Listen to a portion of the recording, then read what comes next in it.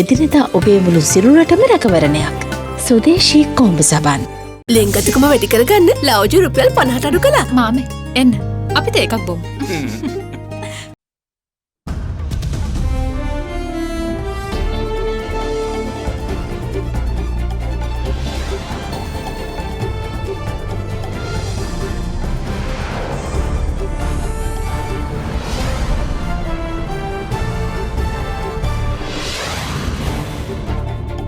A unique achievement.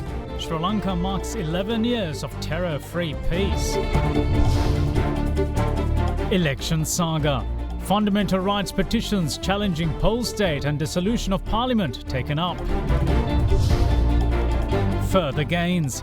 COVID-19 recovery rate closing in on 57%. In discussion. Chairman of the Securities and Exchange Commission joins first at 9 as all-share price index recovers to pre-virus levels, while the more liquid S&P SL20 records its highest gains since its inception. All that and much more coming up on first at 9. This Monday, the 18th of May, 2020. SMS කර රුපියල් මිලියන 3ක මුල්තැන්ගේ උපකරණ දිනාගෙන අවුරුද්දෙම කුස්සිය time save කරගන්න. From AdaDerana, this is AdaDerana First at 9. Live from Studio 24 in Colombo.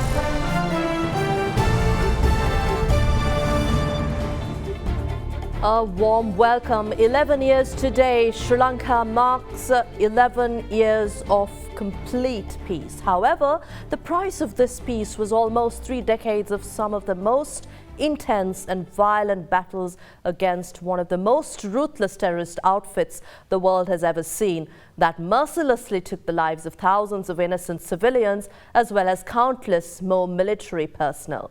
The end of the war in 2009, following the total defeat of the Liberation Tigers of Tamil Eelam, brought the first day of peace for an entire generation of Sri Lankans, born into and brought up through years of fear. Despite many countries claiming the only solution to the civil war being a political one at the time, it only took the right leadership and determination to bring an end to what is now being called one of the most significant military victories achieved by a single nation.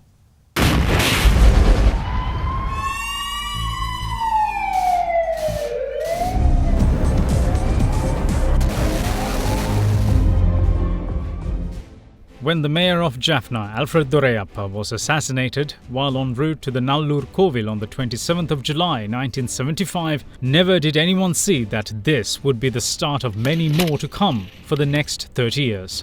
The death of 13 army soldiers that followed in the year 1983 cast a shadow over the island, bringing forth a month of despair and violence, adding Black July to the books of history.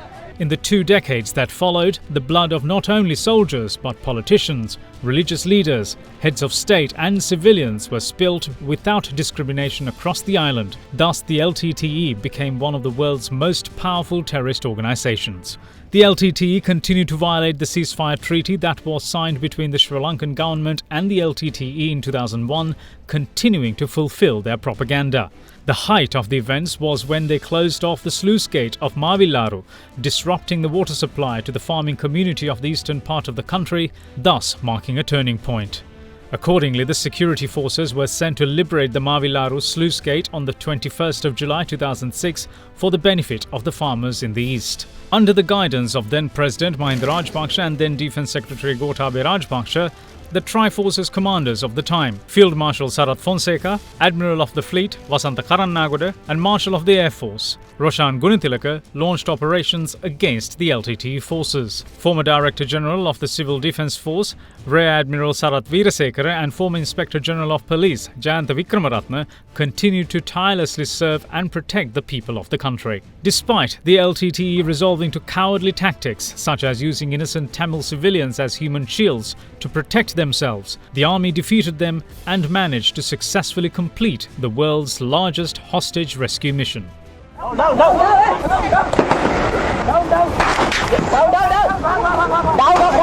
මම ජීවත් වෙන්න ඕනේ මම බේර ගන්න ඕනේ රජුට කියන්න ඕනේ අපේ ළමයි ඔක්කොම දෙවිලු දෙන්න ඔක්කොම බේර ගන්න ඕනේ Amidst the pressure exerted by the international community, the army defeated the LTTE organization completely and restored peace to the nation, and since then, 11 years have passed.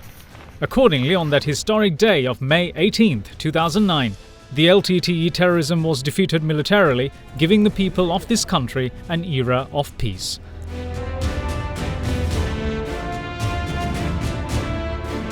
The peace that was celebrated and thrived for 10 years was shattered on the 21st of April 2019 when Sri Lanka was exposed to another glimpse of terrorism. The land that was free of the LTTE had a new enemy that challenged it, the so-called ISIS. Before 10 years had passed since the brutal war with the LTTE was brought to a conclusion, then Defence Secretary Gotabaya Rajapaksa, who guided the tri-forces to defeat the terrorist outfit, was elected president by the people in expectation of a country devoid of fear.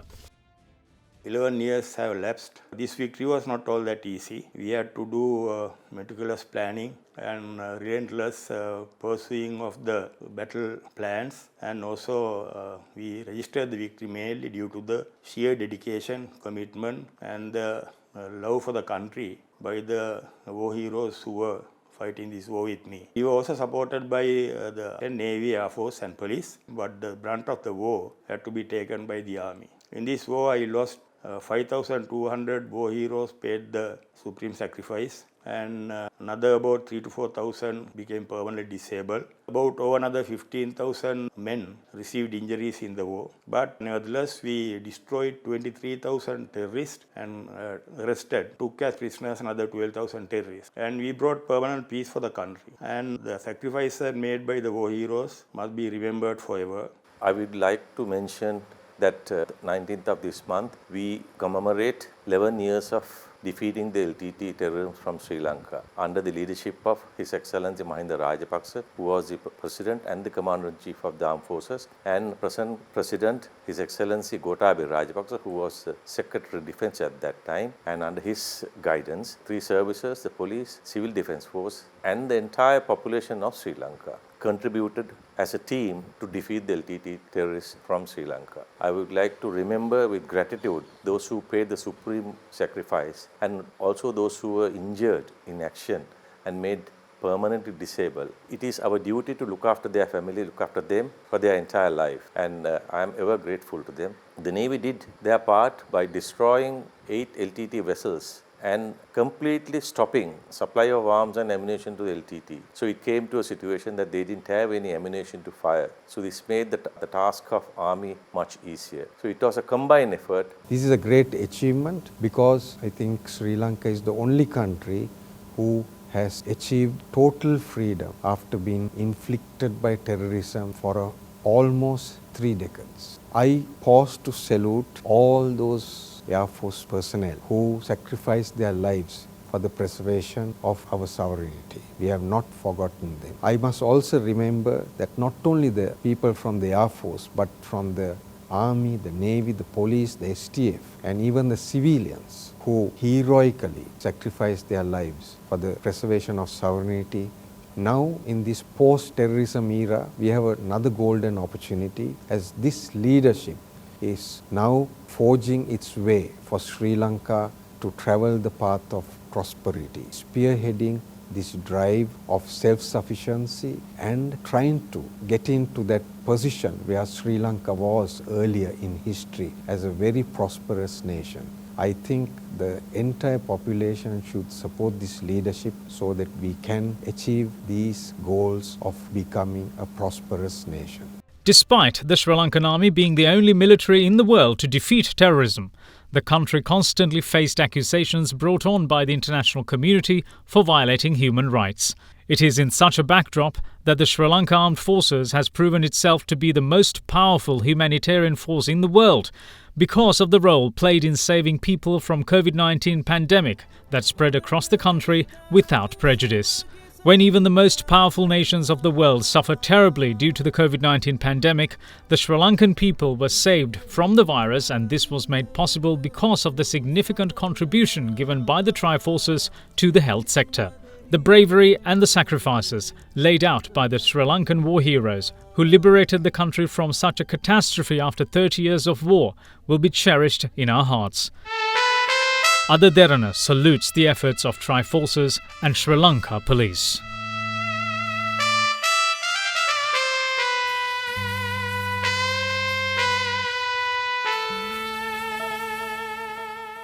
නිෂ්පාදිත දිනය කවදත් අලුත් වටවල තේ අරගන්න. වටවල තේ ශ්‍රී ලංකාවේ තේ එක. Prime Minister Mahinda Rajapaksa meanwhile calls the defeat of the LTTE a victory against terrorism and not against the Tamil community. In a statement released in line with the Victory Day celebrations set to be worked off tomorrow, Prime Minister also condemned what he termed attempts by politicians of the former government of good governance to create an artificial social dichotomy between the term military and civilian. His comments were aimed at the accusations of militarization of sections of the government due to appointment of retired military officers in key government posts. In the Prime Minister's statement, he called the defeat of the LTTE a victory against one of the ruthless terrorist outfits in the world and not one against the Tamil people.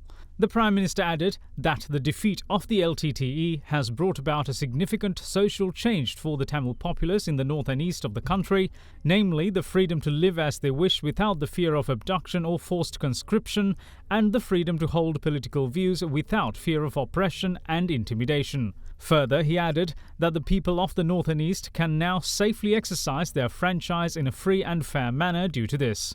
The PM added that having brought about the defeat of the terrorists in what many called an unwinnable war, the armed forces and police are now engaged in a joint operation alongside the health sector in combating the spread of COVID-19, which by all means the country seems to be winning as well. In response to the opposition criticism regarding military appointments made to civilian administrative posts, the Prime Minister expressed strong condemnation against what he termed attempts being made by political parties to create an artificial social dichotomy between the term military and civilian.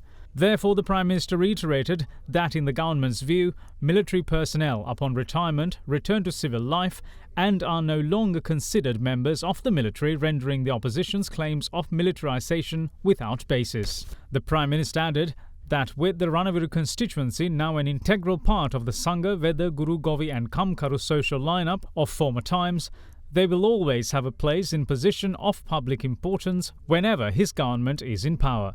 The PM concluded that we must always be mindful of the historic role played by the armed forces and police in safeguarding the sovereignty of the nation, adding that the attempts by the government of good governance to betray our armed forces on the international stage and the vicious manner in which they persecuted both retired and serving members of the armed forces have not been forgotten.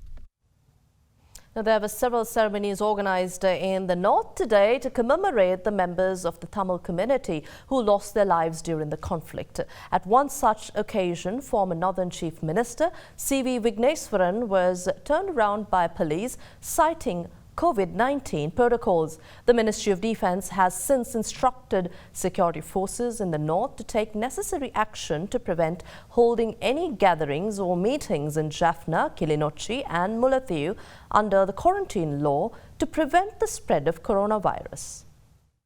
A ceremony in commemoration of the members of the Tamil community who perished in Velamullivaikal during the last stages of the 3-decade-long war was organised in the area of Semmani in Jaffna. When former Chief Minister of the Northern Province C.V. Vigneswaran arrived to take part in the ceremony, police informed him that the ceremony will not go ahead.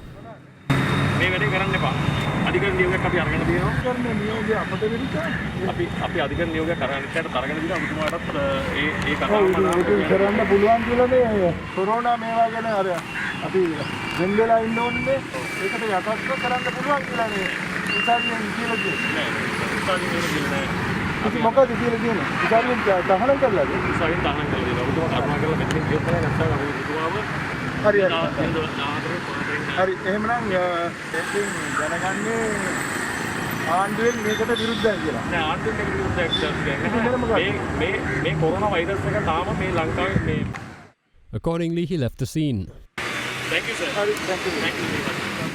Afterwards, however, former MP M.K. Sivijilingam arrived and went ahead with the commemoration, disregarding police instructions. අධිකරණ නියෝජනය කියලා තියමුණා මේක මේ සාමකාමීක නෑ එහෙම කියලා නෑ අධිකරණ නියෝගයේ අපිට නියෝජනය තියෙන්නේ ඒ අධිකරණ නියෝගයේ මට ඔබතුමාට දැනුම් දෙන එක මගේ යුතුකමක් නෑ ඒක ඔබතුමා පෙන්නුවේ නෑනේ ඔව් කියන්න අධිකරණ නියෝගයෙන් ඔම ඉන්නකෝ එන පොඩක් ඉන්නකෝ අධිකරණ නියෝගේ පෙන්නනවා ඔම ඉන්නකෝ පොඩ්ඩක් නෑ වෙලාව යනවා වෙලා යනවා නම් හරි ඔබතුමාව අනිවාර්යයෙන්ම අපි දින 14ක නිරෝධායන ලක් කරන්න වෙනවා ඔබතුමා මේ විදිහට කටයුතු කිරීම සම්බන්ධයෙන් සාමාන්‍ය මිනිස්සුන්ට සමනට දෙන්න නැතුව ආණ්ඩුවගේ පල් වැඩ තමයි මේකයි. Later, Vigneswaran held a commemoration at his office located along the Covil Street in Jaffna.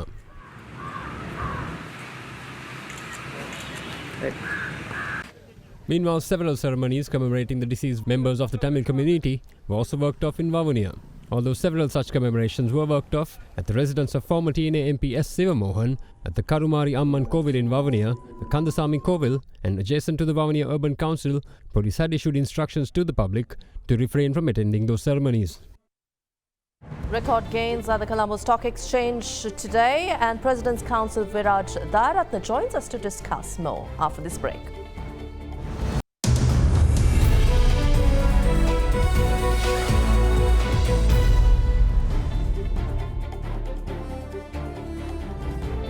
The S&P SL20 index of more liquid stocks at the Colombo Bourse hit its highest gains since its inception back in June 2012, gaining 5.25% today. The index closed at 1,847.71.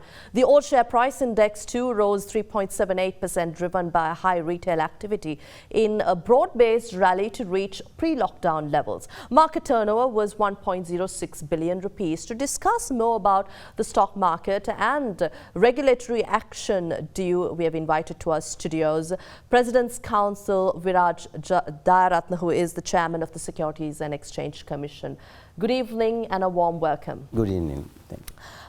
I think I'd like to start off asking you about the closure of the Colombo Stock Exchange. Almost 7 weeks until Monday last week, but then there were shock, I would say, repercussions of the shutdown. But there are accusations that the Colombo Stock Exchange should have continued to operate just as in the region and other parts of the world. However, yes, there are infrastructure difficulties in doing so. But how do you respond to these, this opinion of certain parties as the regulator? Well, in theory, rather than saying the closure of the market, I would say it was the inability for the market to open and continue with trading. I mean, we must understand these are unprecedented times, and a curfew was imposed by the government, with strict conditions. Unlike most other jurisdictions where they practice a lockdown, we had a curfew in place. So what the Securities and Exchange Commission had to consider was whether the market could function in those circumstances. And we did not take a decision on our own. We had a continuous dialogue with the Colombo Stock Exchange, and we explored the possibility of having the market open. And we not only discussed this issue with the Colombo Stock Exchange, but also with other stakeholders. Right. And in fact, the other stakeholders also expressed their concerns. And what we needed to consider was whether it was possible to open the market. I mean, what you want to do and what you can do are two different things. So we need. But what was the challenge there? Because we are talking about a lot of trading online, facilitated online. But why hasn't Sri Lanka moved into that? Yeah. So what had to be looked into in the very was whether the market could function. The requirement as far as the regulator, the Securities and Exchange Commission was concerned, was whether we could have a fair and an orderly market, not just a market where a particular segment could trade. So although we have automated trading system and online facilities are available for trading, the end-to-end transactions of the market had to be digitized. So we didn't have that capability. We in fact went into the matter very closely. We spoke to the Colombo Stock Exchange. We wanted them to demonstrate the entities that had to be operational, the stakeholders who had to perform their functions, And we also looked at the issues they would have faced during the curfew period, whether it was possible for them to perform their functions, and the challenges and the way out, the solutions. So in this exercise, it was not just a cursory glance at the activities. Sri Lanka may have missed a lot of opportunities during the 7-week shutdown. This is the view of certain stockbrokers or maybe the market itself. Considering how regional markets and the rest of the world has performed even during this COVID-19 threat, how do you respond to that? Yeah, so in the very, it's not a case of the SEC or anybody wanting to keep the market closed. We, as the SEC, as the regulator, we also would have preferred if the market, if it was possible to keep the market open. So it is the issue was whether we could have the market open, whether we had the infrastructure facilities for the market to perform. So as far as if you take, although we are talking of a maybe 7-week period, if you take the working days, the market was closed, it's under 20 days. So it definitely would have had an impact. It is best if it was if we could avoid it. But as I said earlier, the issue here was not to close the market, but the inability of the market to function. Are we looking at strategies and new policies in order to rectify the situation if a similar situation occurs? Yeah, so this is, I mean, I'm not trying to blame anybody. The CSC had plans and they took various steps in order to digitize the system. So we need to have an end-to-end digitized market. So in that respect, I have appointed a joint committee comprising members of the SCC and the CSC. I appointed that committee on the 30th of April. The CSC has nominated its members. Now we are working on it. They will, by the 20th, they will come up with a master plan, and we will take this forward and ensure that we don't face a situation like this. Come what may, the market will be ready to operate digitally. So we have learned from... That's definitely a positive. That is a positive, I would say, that has come out of COVID-19. We have taken up the challenge, and along with the CSC, it's a partnership, not something that the CSC or the SCC alone can do.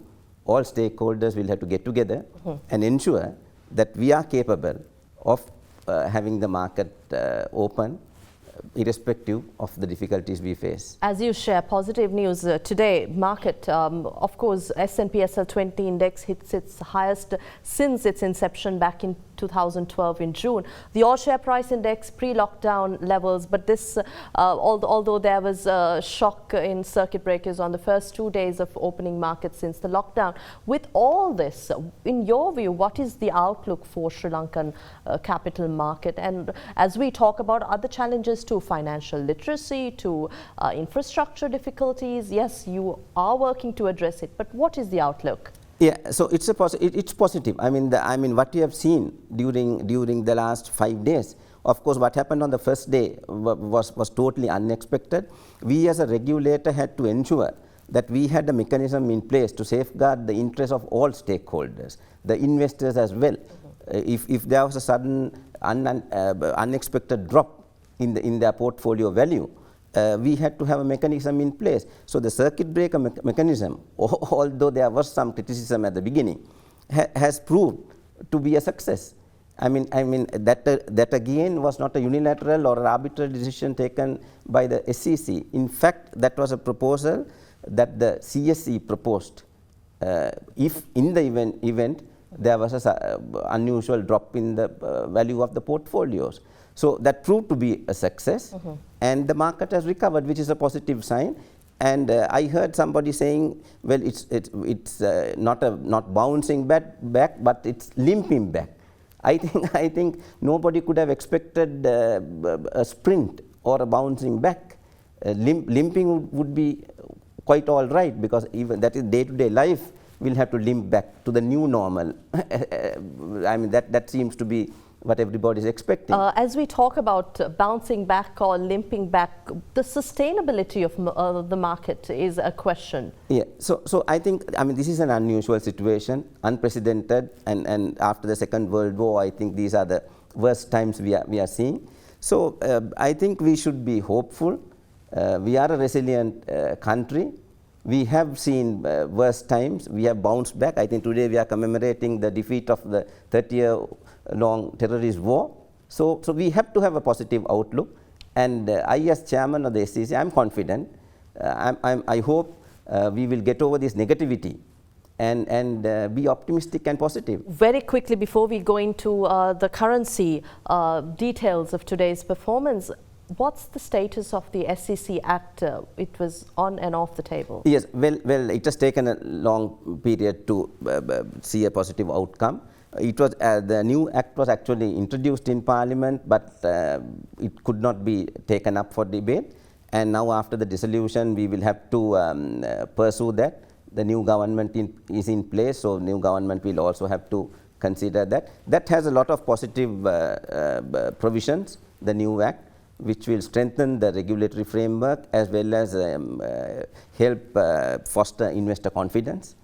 And we also have the demutualization bill, where the stock exchange will be demutualized from a guarantee company to a shareholding company, and that will also improve the governance structure. And all these steps put together, I think will prove helpful for the development of the capital market of Sri Lanka. Thank you very much, and I think I have adequately spoken to the regulator, facilitator, brokers and players of the market, and everyone's optimistic, so definitely positive times ahead. Thank you very much. We had with us Chairman of the Securities and Exchange Commission, President's Council, Viraj Daratna, joining us. Thank you. In the meantime, the buying and selling rates of US dollar in the telegraphic transfers as at 18th of May was 184 rupees and 74 cents and 189 rupees and 94 cents respectively. Sri Lanka's rupee closed at 187 rupees and 90 cents to 188 rupees and 10 cents in the spot market on Friday. Now, here's a look at how the rupee traded against other major currencies of the world.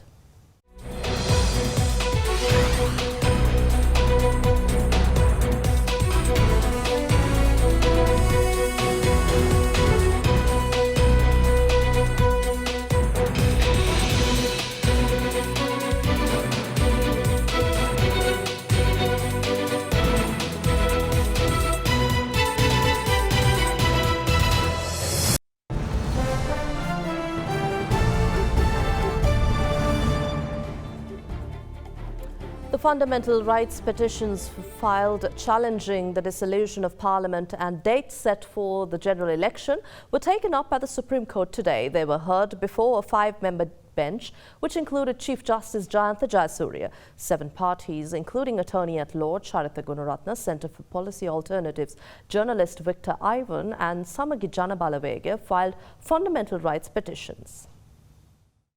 The petitions filed challenging the Gazette notification to hold the general election on the 20th of June and the Gazette issued by the President dissolving the Parliament were taken up before the Supreme Court this morning. The judge bench consisted of Chief Justice Jayantha Jayasuriya and Justices Bhuvanika Aluvihare, Sisira Diabru, Priyantha Jayawardena and Vijit Malalgoda. With COVID-19 social distancing protocols in mind, the petitions were called at the function hall of the Supreme Court premises. Making submissions on behalf of the petitioners, President's Counsel M.A. Sumandiran said that although the President has powers to convene, prorogue and dissolve the Parliament, the President is bound by various conditions when exercising those powers. Sumandiran told court that if the Parliament does not function, democracy is not implemented within the country. He added that despite the tenure of members of Parliament coming to an end, the Parliament continues to function and that the Parliament can only be dissolved to elect new members.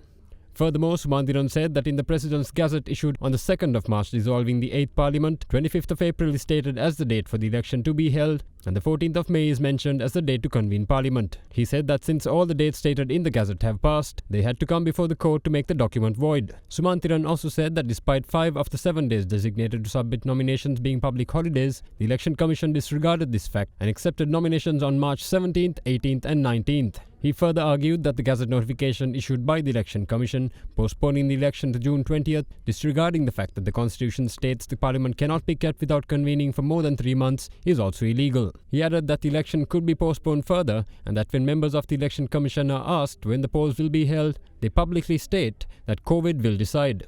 Sumandiran went on to say that the situation deals a great blow to the parliamentary democracy and therefore requested that days be fixed to deliberate the petitions.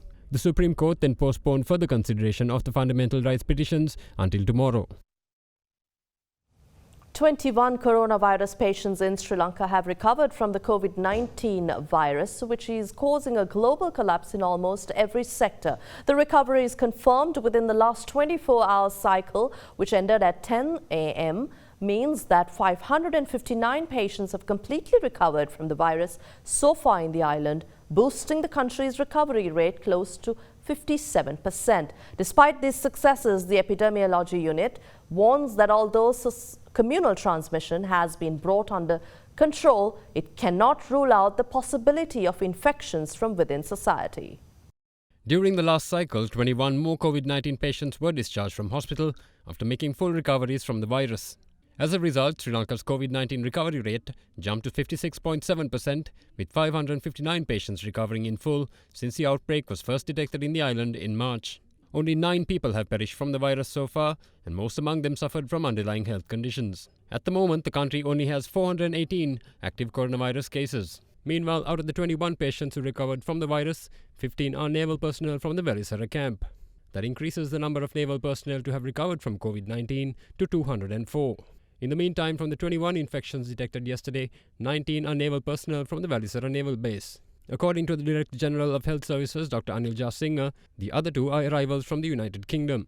අද වන විට සුව වෙලා ගෙදර ගොස් සිටින සංඛ්‍යාව රෝහල් ගතව සිටින සංඛ්‍යාව අභිබවා ගොස් තියෙනවා. ඒ නිසා සුව වීමේ ප්‍රතිශතය ඉහළ මට්ටමක පවතිනවා. නාවික හමුදාවේ ඇති වී තියෙන ගැටලුව සම්බන්ධයෙන් විශේෂ අවධානය යොමු වෙලා තියෙනවා අපගේ. ඒ වගේම ඒ සම්බන්ධයෙන් වසංගත වේද විද්‍යාඥයන් කිහිප දෙනෙක් ඒ සඳහාම යොමු කරලා තියෙනවා. ඒ අය විසින් තවදුරටත් පරීක්ෂණ පවත්වාගෙන යනවා මෙම නාවික හමුදාවේ ඇති වී තිබෙන තත්ත්වය පිළිබඳව. මේ ආකාරයට පහුගිය සති දෙක කාලය පුරාවටම අපේ රටේ වාර්තා වුණේ නිරෝධායන කඳුරුවල විදේශවල සිට පැමිණිච්ච අය අතරත් වැලිසර නාවික හමුදා කඳුරේ සෙබළුන්නුත් ඔවුන්ගේ පවුල්වල ආශ්‍රිතයිනුත් අතර විතරයි අපේ COVID-19 රෝගීන් වාර්තා වුණේ. එයින් ගම්‍ය වෙන්නේ අපේ සමාජය තුළ COVID-19 රෝගය ඉතාමත්ම බොහෝ දුරකට පාලනය කරලා තියෙනවා කියන එක. එයින් නිගමනය වෙන්නේ නැහැ අපේ සමාජය තුළ COVID-19 රෝගීන් කිසිම කෙනෙක් නැහැ කියලා. අපිට හඳුනා ගැනීමට බැරි වෙච්ච, අතපසු වෙච්ච,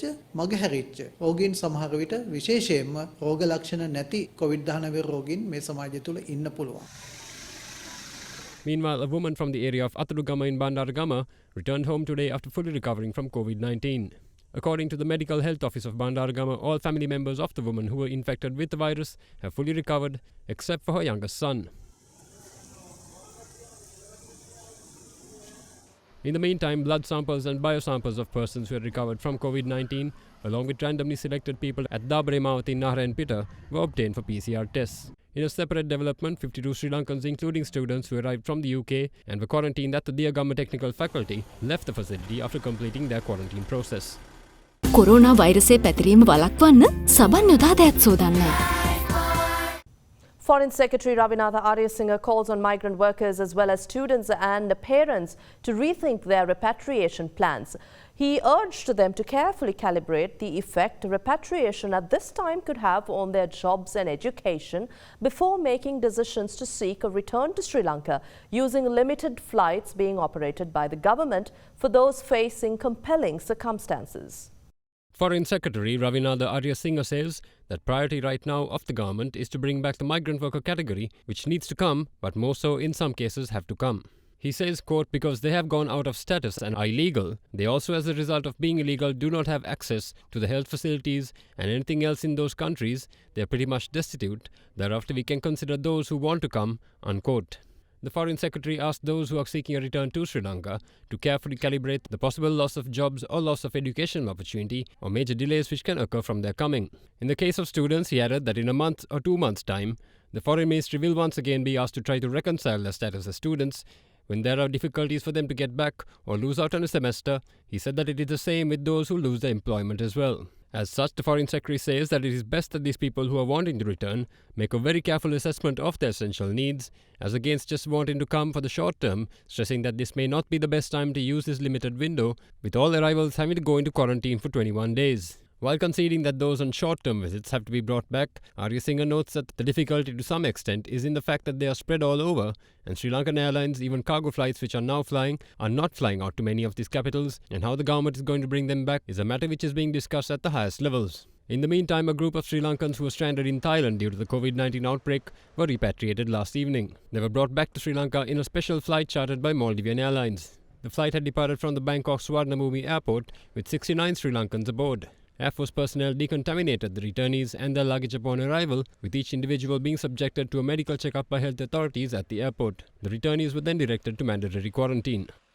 Minister of Power and Energy Mahinda Amaraveera stated that the Ceylon Petroleum Corporation is not in a position to increase its fuel prices despite today's increase by Lanka IOC of its 92-octane petrol.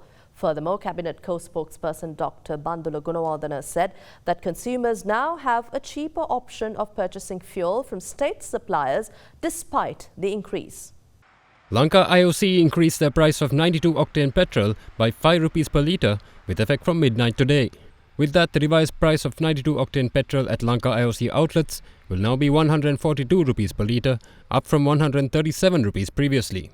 In the meantime, Minister of Power and Energy Mahinda Amaraveera stated that the Ceylon Petroleum Corporation is not considering an increase of its fuel prices. ඒ පිළිබඳව අපේ මේ වනතෙක් අපිට කිසිදු දැනුම් දීමක් එම නිවේදනයේ එනකම්ම දැනුම් දීමක් කරලා නැහැ. බොහෝ අය විමසනවා සිපෙට්කෝ ඉන්ධනත් මිල වැඩි වෙනවද කියලා. අපි තාම කිසිදු අදහසක් නැහැ ඉන්ධන මිල වැඩි කරන්න. අපේ බාර නෙමෙයි තියෙන්නේ IOC සමාගම උන් තමයි ඒ වැඩි කිරීම කරලා තිබෙන්නේ. IOC සමාගමේක නියාමනයට ලක් කරන්න බැරිද? නෑ IOC සමාගම නියාමනයට ලක් වෙන මුදල් අමාත්‍යාංශය මම දන්න විදිහට මුදල් අමාත්‍යාංශය දැනුවත් කිරීමක් ඒගොල්ලෝ කරන්නේ. නමුත් ඒගොල්ලන්ට මේ දීමේදී අයිතිය ලබා දීලා තියෙනවා. ඉන්ධන මිල අය කැමති ගානට විකුණන්න අයිතියක් ලබා දීලා තියෙනවා. ඒක තමයි එයා ප්‍රොජෙනරේටර් අරගෙන තියෙන්නේ. දැන් මේ වෙනකොට IOC සමාගම ඔක්ටේන් 92 වර්ගයේ ඉන්ධන මිල වැඩි කරලා තියෙනවා. ජනතාව මේ කබලෙන් ලිපට වැටුණා වගේ නේද?